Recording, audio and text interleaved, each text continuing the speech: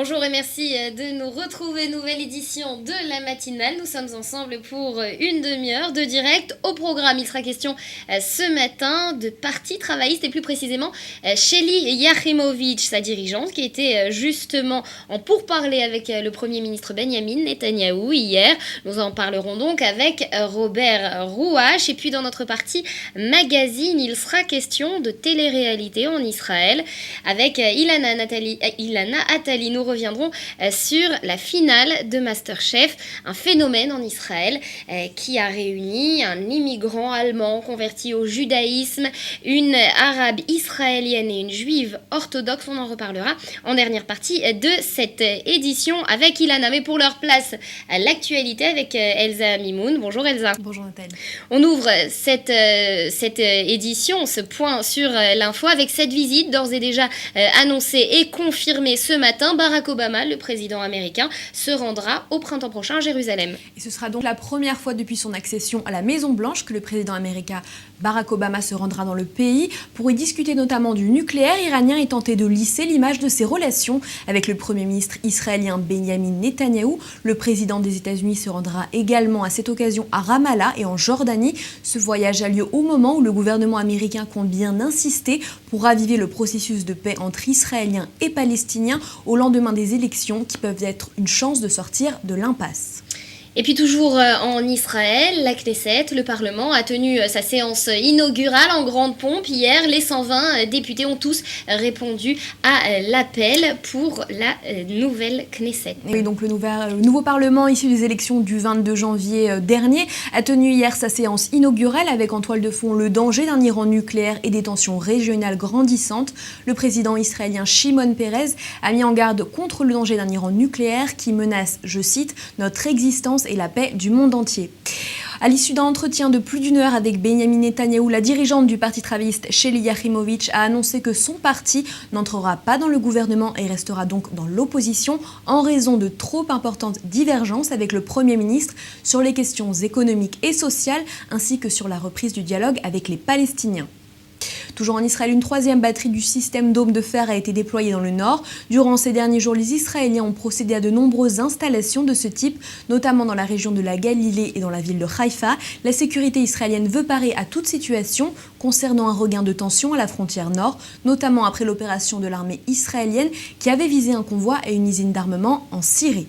Et puis la Syrie, vous en parliez, le Conseil national syrien a pris une position qui risque de lui être bientôt reprochée, son refus de discuter avec Bachar el-Assad. Oui, effectivement, le CNS, donc principale composante de l'opposition, a réaffirmé être contre tout dialogue avec le régime d'Assad, s'opposant à une proposition en ce sens du chef de la coalition de l'opposition, Ahmed Moaz Al-Khatib. Cette offre de dialogue intervenue après plus de 22 mois de violences meurtrières a reçu en revanche le soutien de Washington et de la Ligue arabe, de même que des deux principaux alliés de Damas, la Russie et l'Iran. À propos de l'Iran, le président Ahmadinejad en visite au Caire a été sommé de ne pas menacer la sécurité des monarchies du Golfe et de respecter les populations sunnites. Sa visite au Caire, c'est donc la première d'un président iranien depuis plus de 30 ans en Égypte, l'occasion d'appeler à une amélioration des relations diplomatiques. J'espère que cette visite sera un nouveau départ pour la solidarité entre nos deux peuples. C'est ce qu'a déclaré le président Ahmadinejad.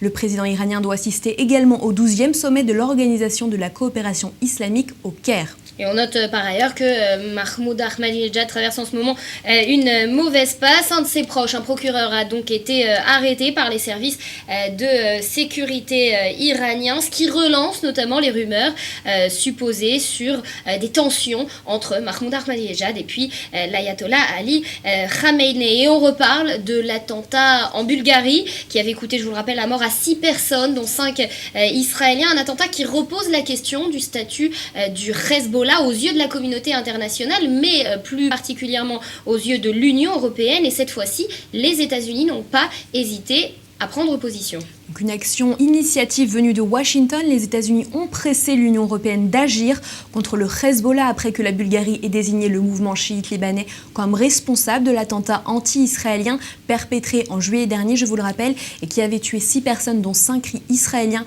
et qui avait fait des trentaines de blessés. John Kerry, le nouveau secrétaire d'État, a félicité au nom des États-Unis la Bulgarie pour leur enquête minutieuse. Son homologue européenne Catherine Ashton ne s'est pas encore prononcée sur le sujet.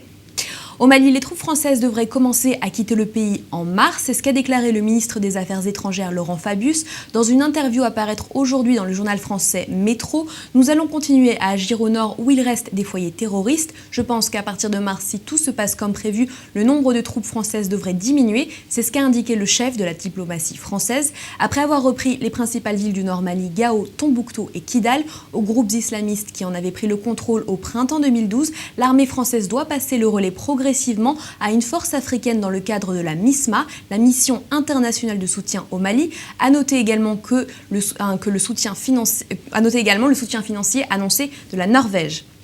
En Colombie, Alvaro Uribe, l'ancien président, a déclenché une forte polémique après avoir publié sur son compte Twitter les photos de 2 policiers morts après un attentat contre les forces de police. Cette attaque, qui a fait au total 3 victimes parmi les policiers, a eu lieu à la Guajira, dans le nord du pays, et a été imputée à la guérilla marxiste des FARC. Et on termine, Elsa, sur un mot de tennis avec un retour gagnant, celui de Rafael Nadal.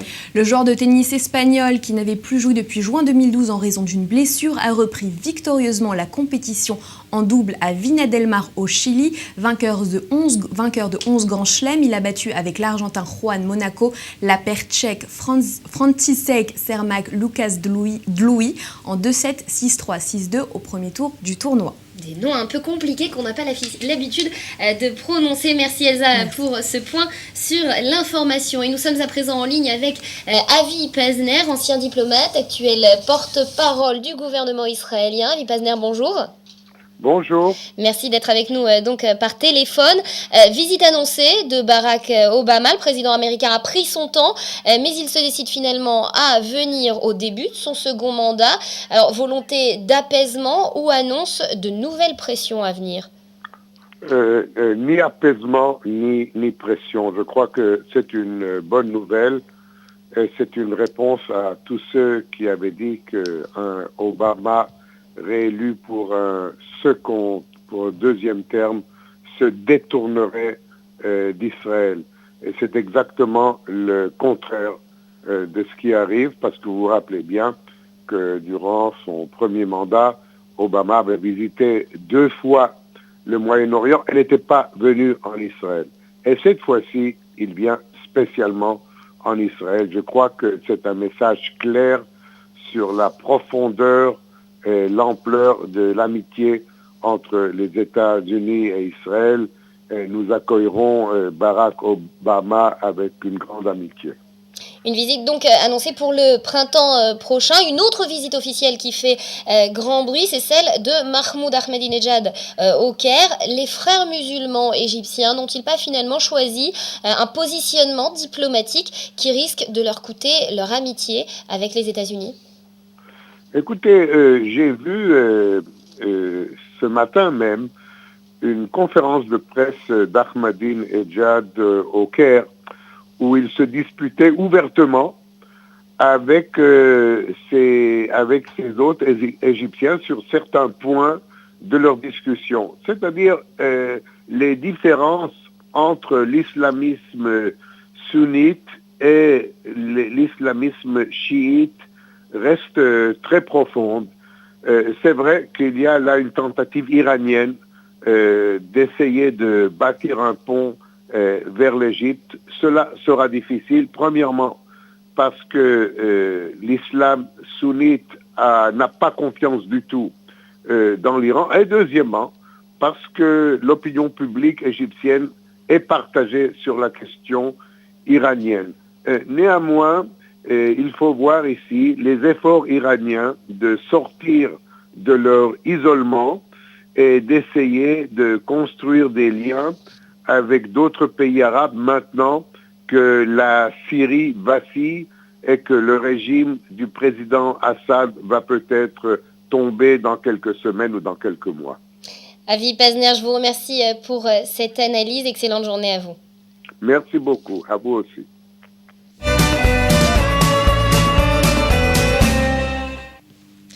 Seconde partie de cette édition est focus sur la gauche israélienne et les raisons de son échec, ou plutôt de sa non-réussite aux dernières élections. Pour en parler, nous sommes avec Robert Rouage. Bonjour. Bonjour. Merci de nous avoir rejoints ce matin. On va en reparler juste après ce reportage qui se concentre sur la personnalité de Shelly Yachimovitch et sa stratégie électorale. On écoute. Shelly Yachimovitch l'a dit et répété, le Parti travailliste ne rentrera pas dans la coalition. Aujourd'hui, elle en paie le prix. Créditée de seulement 15 sièges lors des dernières élections, les membres de la liste du premier parti de gauche se sont réunis à Tel Aviv afin de débattre pour la première fois de la campagne politique ratée depuis la fin des élections. 2 sujets de discorde sur 2 erreurs soulignées déjà au cours de la campagne électorale. Un focus exclusif sur les thèmes économiques et sociaux, un refus catégorique et précoce de participer à une coalition de droite. La réunion a été tumultueuse et de nombreuses voix se sont fait entendre. En ligne de mire, Shelly Yachimovitch au cœur des critiques. Miki Rosenthal la fustige pour ne pas avoir informé les membres du parti de sa conversation avec Benyamin Netanyahou au lendemain de la publication des résultats.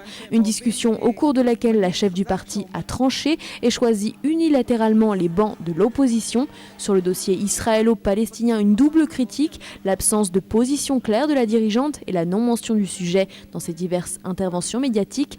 Mais sur le domaine économique dont elle a pourtant fait son cheval de bataille, Shelly Yachimovitch n'est pas non plus épargnée.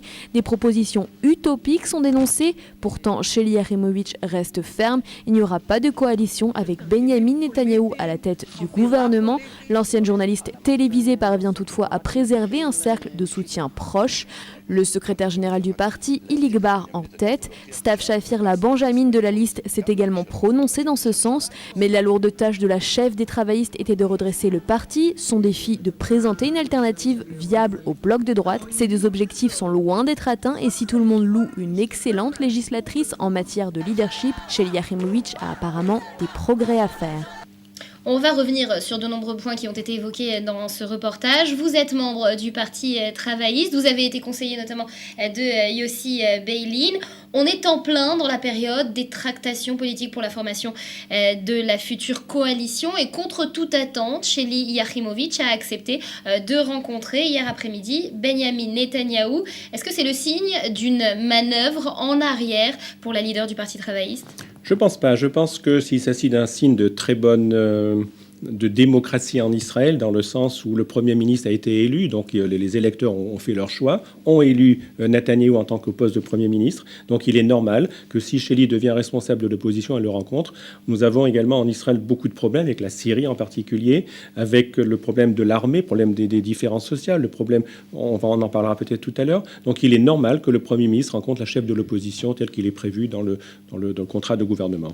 Donc, Robert Rouage, une question. Vous êtes souvent dans les couloirs du Parti travailliste. Vous côtoyez souvent tous ceux qui côtoient également Shelly Yachimovitch. Est-ce que vous aussi, vous êtes déçu de sa gouvernance du parti ? Honnêtement, non. Je pense qu'il y a 2 ans, c'était catastrophique. Elle avait très, très mal démarré sa nouvelle présidence donc, au Parti travailliste. Et je pense qu'elle s'est rattrapée. Elle apprend très, très vite. Elle a de nouveaux conseillers, des gens qui ont compris. Elle avait fait table rase au niveau des anciens conseillers du Parti travailliste. Donc, elle a rappelé un petit peu les anciens pour essayer de lui faire rappeler les raisons pour lesquelles Ehud Barak, qui était ancien Premier ministre et ancien membre du Parti travailliste, secrétaire général du parti, les raisons pour lesquelles il avait perdu. Et donc, si Shelly Yachimovitch veut être Premier ministre dans 2 ans, dans 4 ans ou même dans 8 ans, elle apprend très très vite. Et moi, j'ai bon espoir que si elle reste dans l'opposition, c'est ce que je lui conseille, ce qu'on lui conseille. Alors, donc, si j'entends bien ce que vous dites, vous êtes en train de dire en somme que finalement, c'est un succès, cette campagne. Écoutez, ça aurait pu être pire. 15 députés, c'est-à-dire 15 mandats, dans les conditions que l'on sait, dans les conditions où nous avons des nouveaux partis au centre. Je pense que c'est une réussite au niveau personnel. Mais c'est 10 de moins de ce qu'elle avait promis par rapport à ce qu'elle avait promis. Oui, mais elle est partie de très loin. Il faut imaginer que le Parti travailliste a été quasiment laminé par Ehud Barak. Certaines personnes pensaient que le Parti travailliste allait disparaître, donc c'est très important, et qu'elle se retrouve avec 15 députés pour cette 19e législature. Je pense que c'est important. Je pense qu'elle a réussi son mandat. Et je crois honnêtement que le fait de rester dans l'opposition la fera que grandir. Alors vous parliez justement d'Ehud Barak. On lui a souvent reproché son autoritarisme. Il a souvent été critiqué à ce sujet. On a l'impression que Shelly Yachimovitch finalement entre dans le même moule qu'Ehud Barak. Eh bien non. contrairement à ce qu'on peut penser, non. Si vous me permettez, il faudrait d'abord poser la question pourquoi le Parti travailliste se retrouve avec 15 députés et quelles ont été les erreurs du passé que Shelly Yachimovitch ne doit pas faire. Et les choses sont très simples. Lorsque la gauche est de gauche, c'est-à-dire lorsqu'elle n'a pas honte d'avoir des idées de gauche, comme par exemple deux peuples, deux États, service militaire pour tout, justice sociale, eh ben, la gauche gagne. Et c'est ce qu'on veut faire dans 2 et 4 ans. Maintenant, lorsque la droite est droite, c'est-à-dire transfert des Palestiniens, racisme, xénophobie, la droite perd. Donc là, ce qu'on doit faire, c'est que le gouvernement de droite doit diriger le gouvernement israélien, diriger l'État d'Israël. La gauche est à son rôle dans l'opposition. Et je crois qu'on va tous faire pour aider Shelly Yachimovitch de faire alors, son rôle. chacun est dans son rôle, on le comprend bien. Vous aussi, dans votre rôle de défenseur de Shelly Yachimovitch, on comprend. Pourtant, ça fait quand même 15 ans que le Parti travailliste est en échec dans les élections. À quoi c'est dû ? C'est dû qu'on avait perdu l'idéologie du Parti travailliste. C'est dû que pendant 5 ans, une dizaine d'années, ce qui faisait la force du Parti travailliste, c'est-à-dire c'était une sorte de laboratoire d'idées, une sorte de chercher des nouvelles idées pour l'État d'Israël. N'oubliez pas que les plus importantes idées de l'État d'Israël durant ces 20 dernières années viennent de la gauche israélienne et non pas de la droite israélienne, et que pendant 10 ans, tout était stérile au Parti travailliste pour des guerres internes et pour des luttes internes de responsables et de présidence du parti. Donc pour l'instant, Shelly a compris ça, et donc il y a beaucoup d'idées qui sont en train d'être mises sur place. On l'a dit, je le répéterai, la moitié des membres du Parti travailliste sont des jeunes. Aujourd'hui, parmi les députés, nous avons des gens qui ont réussi, il y a 1 an, 2 ans, à faire sortir près d'1 demi-million d'Israéliens dans les rues. Donc, c'est très important. Et donc, je crois qu'il y a un renouveau d'idées au Parti travailliste. Et c'est ce qui fait la force du Parti travailliste. Un renouveau d'idées. Et pourtant, pendant toute la campagne, les sujets qui ont préoccupé le Parti travailliste, c'était les sujets économiques et sociaux. Est-ce que c'est ça aussi la définition, la raison d'un certain échec de Shelly Yachimovitch ? L'échec de Shelly, un certain échec de Shelly Yachimovitch, c'est le fait qu'elle ait réussi à renvoyer les anciens secrétaires généraux du Parti travailliste comme Amir Peretz et comme Mishna. Donc ce sont des gens qui étaient très importants pour nous au Parti travailliste, chacun apportant ce qu'il devait apporter. Et donc au début de sa campagne, ça n'avait pas du tout accroché, ça n'avait pas du tout marché. Et je crois que pendant il nous a manqué en fait entre 2 et 3 mois pour essayer de battre Netanyahou et pour essayer de battre également Lapid. Donc je crois que ces 2-3 mois, on les aura dans 2-3 ans. On a 2-3 ans maintenant pour remonter, si vous voulez, remonter la pente. Et je pense que Shelly Yachimovitch apprend très très vite. N'oubliez pas que ce n'était pas une politique à la base, c'était une journaliste, qui n'a aucune expérience militaire. Donc tout comme Yair Lapid. Tout comme Yair Lapid. Mais Yair Lapid, lui, a eu une chance qui était énorme. C'est qu'il n'avait pas, si vous voulez, tout le passé du Parti travailliste. Et donc, c'est un parti tout neuf. Ça ne veut pas dire que Yair Lapid existera dans 2 ans, dans 4 ans ou dans 8 ans. Je pense qu'il disparaîtra dans 2 ans ou 4 ans, contrairement à ce qu'il peut dire. Mais le Parti travailliste existera dans 2 ans ou 4 ans. Donc, je pense qu'on aura dans 2-4 ans Shelly Yachimovitch qui sera très très forte dans l'opposition, qui va se représenter. Et je pense que ce sera la première femme Premier ministre de l'État d'Israël dans 2 ans ou 4 ans. Alors, vous parliez il y a quelques instants justement d'Amir Peretz. Tout avait bien commencé finalement dans cette campagne. Les sujets économiques et sociaux étaient au premier rang des préoccupations de Shelly Yachimovitch, mais également des Israéliens. C'est ce qu'on a vu à plusieurs reprises. Shelly Yachimovitch qui ne s'opposait pas dans un premier temps à l'entrée dans une coalition, dans un gouvernement de droite, une coalition qui aurait été dirigée par Benjamin Netanyahou. Et puis tout d'un coup, coup d'éclat, Amir Peretz quitte le parti. C'est une figure emblématique du Parti travailliste. Et Shelly Yachimovitch annonce du jour au lendemain, Amir Peretz qui quitte le parti, parce que Shelly Yachimovitch refusait de dire qu'elle renoncerait à entrer dans la coalition si elle était dirigée par la droite. Et puis du jour au lendemain, il quitte le parti et elle annonce qu'elle refuse d'entrer dans une coalition. Est-ce qu'ici, on est en face d'un règlement de compte personnel entre Shelly Yachimovitch et Amir Peretz, ou finalement c'est un réel changement de stratégie ? Non, c'est l'inexpérience politique de Shelly Yachimovitch. Elle ne savait pas ce qu'elle faisait, elle avait des mauvais conseillers. Donc une erreur. Une erreur qui était fatale. Et je crois que Amir Peretz, on l'a prouvé dans des différents sondages qu'on a fait en interne, il aurait pu apporter entre 4 et 5 mandats au Parti travailliste. Donc ça a été une erreur qui a été fatale. Le maire également de Mitznah, l'ancien maire de Haïfa et le maire de Yerouham aurait pu apporter également 2 mandats. Et donc là, je pense qu'on aurait pu passer, s'il n'avait pas fait cette erreur fatale et cette erreur monumentale. Mais l'intelligence de Shelly Yachimovitch a été que durant les dernières semaines, elle s'en est aperçue. Et donc elle a corrigé. Il valait mieux corriger milieu de la campagne, même si la campagne avait mal démarré, que corriger une fois que la campagne est terminée. Donc, si vous voulez, je mets ça sur le compte de son inexpérience politique. Alors, vous parlez d'erreurs, on va en reparler puisqu'on est dans l'après, c'est toujours facile de parler des erreurs. On est toujours intelligent après, comme dit le dicton. Vous avez été associé de très près au processus des accords d'Oslo. Aujourd'hui, en Israël, le conflit israélo-palestinien semble être passé en second plan dans les médias et dans le débat politique, et notamment pour la gauche. Est-ce que ce n'est pas l'une des raisons de l'échec de la gauche ces dernières années également? Non, c'est également l'une des erreurs qu'a fait Shelly Yachimovitch, c'est que les pourparlers de paix avec nos voisins, les Palestiniens, ils existent, ils sont là, et donc il y a 1,5 million d'abord d'Arabes israéliens, on n'a aucune solution pour eux, et également des 4 millions de Palestiniens qui vivent à côté de nous, à nos frontières. Et donc ce fait-là, elle aurait pris des mandats sur Meretz, par exemple, sur l'extrême gauche israélienne, les électeurs ont fui Shelly Yachimovitch. Mais encore une fois, c'est son inexpérience. Donc je crois que ça va être très très vite corrigé. Je crois que les électeurs du Parti travailliste vont revenir. Une autre erreur. On n'a aucun, si vous voulez, député qui correspond aux kibbutzim, aux gens au kibbutz. Bon, les kibbutz, ça correspond environ à 150 200 000 personnes. Ça peut correspondre à 4 mandats. Donc les gens des kibbutz ne sont pas allés élire des députés puisque personne n'allait les représenter. Donc je mets ça encore une fois sur les erreurs de Shelly Yachimovitch. Et lors des analyses que nous faisons au Parti travailliste, on s'est aperçu qu'avec toutes les erreurs qu'elle a fait, qu'on ait eu 15 mandats, c'est déjà pas mal. Donc c'est pour ça que je vous dis qu'on n'a pas gagné les élections, c'est évident. Elle n'est pas Premier ministre, on ne les a pas également perdus, mais 15 mandats, on s'en tire pas si mal. Un bilan en demi-teinte, et Shelly Yachimovitch dispose donc à présent de 3 ans pour corriger les tirs, 4 ans. On verra si l'avenir nous le dit et si les élections anticipées ont à nouveau lieu. Merci Robert Rouache d'avoir été avec nous ce matin.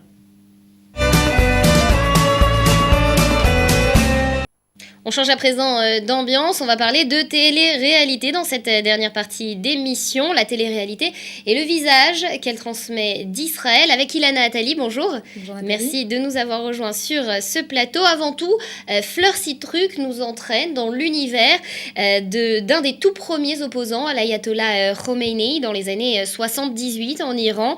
L'Iranien Daniel Dana vit aujourd'hui à Jérusalem en Israël où il vient de publier son premier livre en hébreu, 3 cordes pour se faire pendre. C'est un roman autobiographique, l'occasion pour nous de revenir sur le destin exceptionnel de cet homme condamné 3 fois à mort par le régime des Mollahs. Un reportage signé Fleur Citruc. Son histoire est digne d'un James Bond, version iranienne. Daniel Dana est né dans une famille chiite, musulmane à Téhéran. Étudiant en droit à Paris, il est l'un des premiers à s'opposer à l'ayatollah Khomeini. Il doit être contre Ayatollah Khomeini. Et j'ai bien expliqué pourquoi cet homme peut faire un grand catastrophique.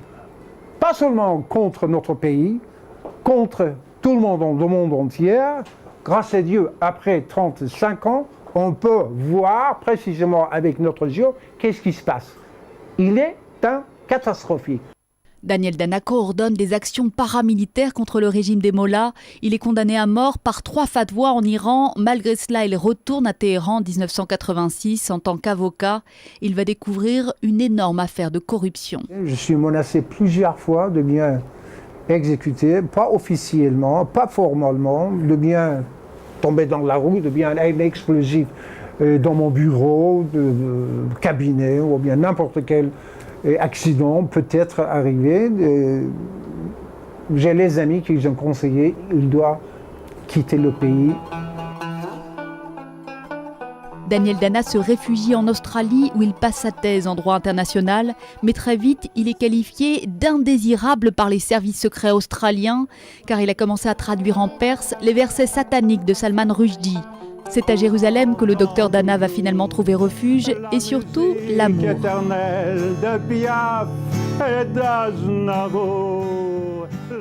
Sa femme Marina est d'origine russe. Ensemble, ils parlent anglais, russe et hébreu. Le docteur Dana s'est parfaitement intégré à Jérusalem. Il anime régulièrement des activités culturelles et politiques avec la diaspora juive d'Iran et s'est même trouvé un grand-père juif. La raison principale pour laquelle nous nous réunissons, c'est notre immense amour pour l'Iran, pour la terre iranienne et pour ses habitants. Cela représente notre enfance, notre culture, nos racines. Pour nous, Daniel Danon est la meilleure personne pour parler de tout cela, évoquer notre amour de l'Iran et ce qui pourrait être meilleur pour le peuple iranien. דניאל דנה הוא באמת המקור הכי טוב. A song for Iran. Let's sing a song all together for Iran. Iran, Iran and Israel.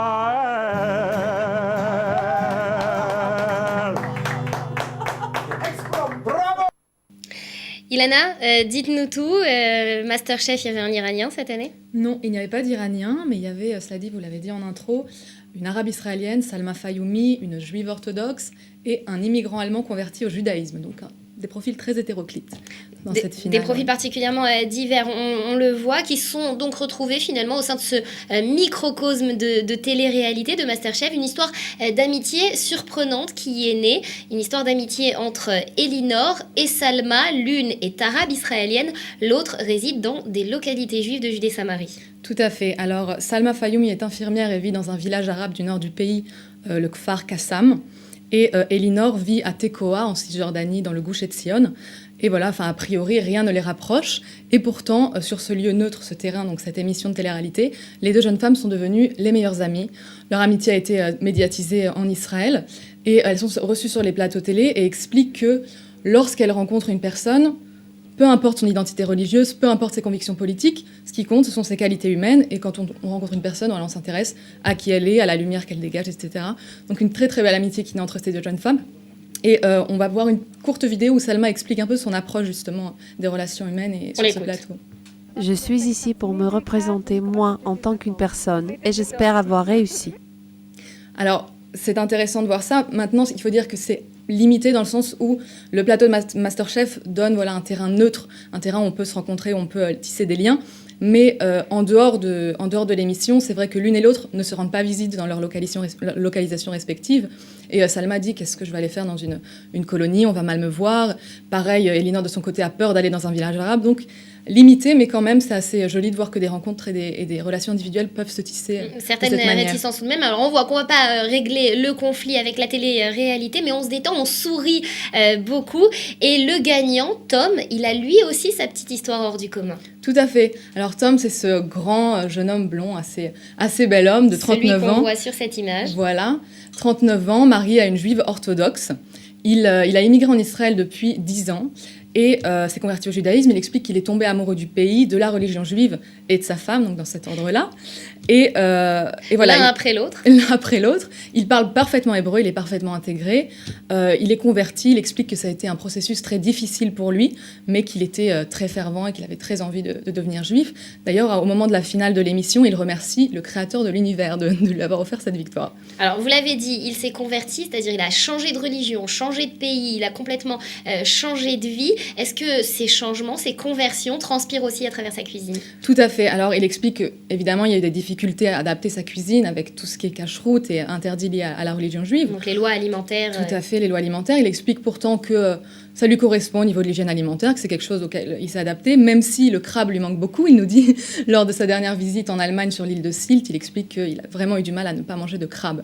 Maintenant, il explique sa cuisine est un mélange, une fusion un peu de toutes ces influences, et on va voir un court extrait où il explique un petit peu cette approche. Dans cette compétition, j'ai commencé avec la cuisine avec laquelle je me sentais le plus à l'aise, donc européenne. Et lorsque j'ai été obligé de faire face à la cuisine méditerranéenne, j'ai décidé de prendre plus de risques. J'ai découvert la Méditerranée et j'ai connu les Israéliens. Je me sens en confiance avec eux et je suis heureux d'avoir servi aujourd'hui des plats de cuisine méditerranéenne aux saveurs formidables. Donc on le voit bien, insérer des éléments de cuisine méditerranéenne dans la cuisine européenne finalement qu'il a bercé et où il est né, mais on est bien d'accord, Tom n'est pas professionnel. Non, tout à fait. Dans les conditions de l'émission, on n'accueille pas de professionnels, ce sont des amateurs de cuisine, même si c'est un niveau très élevé. On voit qu'ils ont de grands talents culinaires. Vous pouvez d'ailleurs retrouver les recettes de Tom sur le site Mako, mako.co.il, si vous êtes hébraïsant, et notamment sa truite aux pommes de terre qui a enchanté les papilles du jury de l'émission. Et c'est vrai que à chaque plat qu'il présentait, c'était tout le temps une autre histoire qu'il racontait. Il racontait une vraie histoire à travers ses plats, et c'est notamment ce qui a séduit les jurés de l'émission. Ils ont considéré à chaque nouveau plat que Tom présentait que finalement la présence de Tom et sa victoire finalement, eh bien c'est plus qu'un simple record d'audience d'une émission de télé-réalité et de Masterchef en Israël, c'est une réconciliation entre deux peuples. Oui, tout à fait. Alors, Yuval Shani, un des membres du jury de l'émission, qui est accessoirement un grand chef israélien, explique que à travers la cuisine, Tom cultive les relations et nourrit les relations germano-israéliennes, et que c'est quelque chose de très symbolique de voir un Allemand avec une image très positive, très bienveillante dans cette émission, donner un petit peu à toute la population israélienne. Et l'ambassadeur allemand en Israël corrobore cette idée et dit oui, la victoire de Tom, ça va au-delà de la simple cuisine. Tom est israélien, mais c'est aussi le nouveau visage de l'Allemagne. Donc des propos politiciens, mais quand même qui montrent cette forme de réconciliation à l'écran à travers cette victoire. Bon, réconciliation à l'écran, tout va pour le mieux, dans le meilleur des mondes possibles, tout est beau et rose. Il faut quand même tempérer un petit peu et nuancer ses propos. On parlait de politique avec Robert Rouache il y a quelques instants. Quand on vous écoute, on se rend bien compte pourtant que à l'écran et au niveau de la télé-réalité israélienne, il y a beaucoup plus de diversité et de pluralité que par exemple au sein de la Knesset. Tout à fait. Alors, c'est intéressant de noter que dans cette télé-réalité auquel on peut faire tous les reproches, abrutissement des peuples, c'est pas un outil d'éducation, d'élévation de l'esprit, mais c'est vrai que la télé-réalité a pour elle le fait qu'elle met à l'écran, elle met en image, elle met en lumière des minorités, différents pans de la population israélienne, ce que ne fait pas le monde politique, qui devrait pourtant le faire, qui devrait représenter la population israélienne. Et on voit par exemple que dans cette émission, on voit qu'il représente les immigrants, donc avec Tom Franz, immigrant allemand, ou encore, si vous connaissez l'émission The Voice, la gagnante de la première édition, c'est Kathleen Reiter, qui est une immigrante canadienne. Si on regarde encore une fois The Voice, on voit son image à l'écran, sa photo. Donc elle a gagné le premier opus de The Voice. On a une grosse représentation de la communauté éthiopienne dans cette même émission. Donc voilà, on a aussi par exemple dans Achagadol un équilibre entre Séfarad et Ashkénaz. Toutes ces indications qui montrent que effectivement la télé-réalité et un miroir plus authentique, plus précis de la société israélienne. Sans oublier tout de même que c'est un véritable média, notamment pour les publicitaires, tout à fait. Qui font passer leur message également avec une image assez tronquée de la représentation de la population telle qu'ils la voient, eux en l'occurrence. Oui. Merci Ilana d'être venue avec nous ce matin. Et avant de refermer cette édition, je vous rappelle les principaux titres de l'actualité de ce matin. Et pour la première fois depuis son accession à la Maison-Blanche, le président Barack Obama, le président américain, va se rendre en Israël au printemps pour y discuter notamment du nucléaire iranien et tenter de lisser l'image des relations avec le premier ministre israélien Benjamin Netanyahou. Le président des États-Unis se rendra également à cette occasion à Ramallah et en Jordanie, un voyage qui aura lieu au moment où le gouvernement américain compte bien insister pour raviver le processus de paix entre Israéliens et Palestiniens, au lendemain notamment des élections renouvelées qui peuvent être une chance de sortir de l'impasse. L'actualité également en Égypte et l'Iran qui a été sommé de ne pas menacer la sécurité des monarchies du Golfe et de respecter les populations sunnites. C'était au début de la visite au Caire de Mahmoud Ahmadinejad, la première d'un président iranien depuis plus de 30 ans. L'occasion d'appeler à une amélioration des relations diplomatiques. Et les troupes françaises au Mali qui devraient commencer à quitter le pays d'ici à mars prochain. C'est ce qu'a déclaré le ministre des Affaires étrangères, Laurent Fabius, dans une interview à paraître aujourd'hui dans le journal français Métro. Nous allons continuer à agir au nord où il reste des foyers terroristes. Je pense qu'à partir de mars, si tout se passe comme prévu, le nombre de troupes françaises devrait diminuer. C'est ce qu'a indiqué donc le chef de la diplomatie française. Voilà pour l'actualité, voilà pour cette édition que nous refermons à présent. Merci à ceux qui ont permis de la réaliser, merci à vous de l'avoir suivi. Vos réactions, vos questions sur notre adresse mail lamatinale.info@gmail.com. On se retrouve demain, même heure, même chaîne, et d'ici là, portez-vous bien.